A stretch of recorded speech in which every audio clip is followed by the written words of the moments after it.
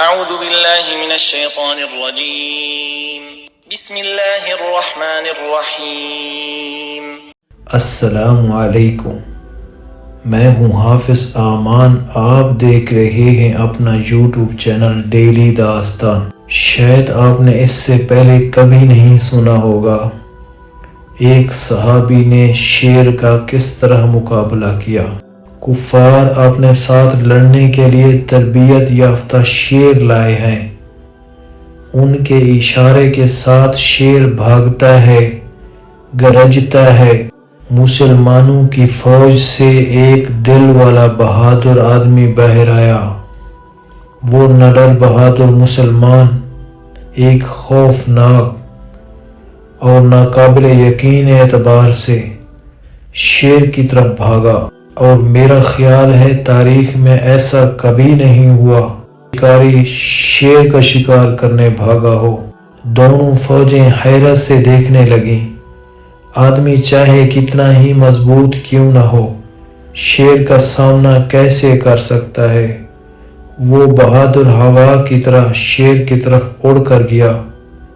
اس بہادر کے سینے میں کامل ایمان اور ہمت تھی، جو خدا کے سوا کسی سے نہیں ڈرتا، بلکہ اس کا عقیدہ تھا کہ شیر ہی اس سے ڈرے گا۔ پھر اس نے اپنے شکار پر شیر کی طرح چھلانگ لگائی اور اس پر کئی وار کیے، یہاں تک کفار کے دلوں میں خوف طاری ہو گیا۔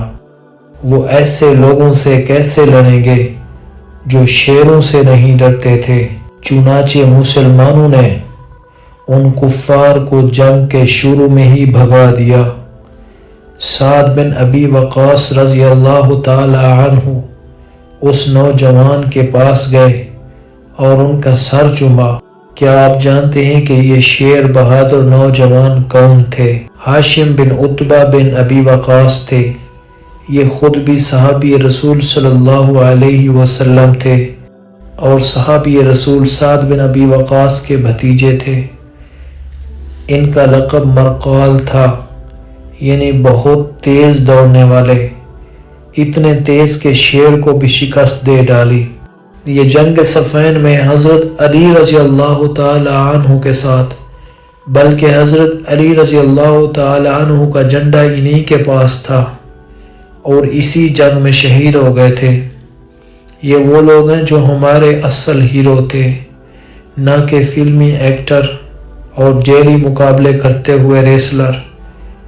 ہماری اپنی تاریخ بھری پڑی ہے جس میں حقیقی بہادر موجود ہیں، لیکن ان کارناموں کو پڑھنے والے کوئی نہیں ہے۔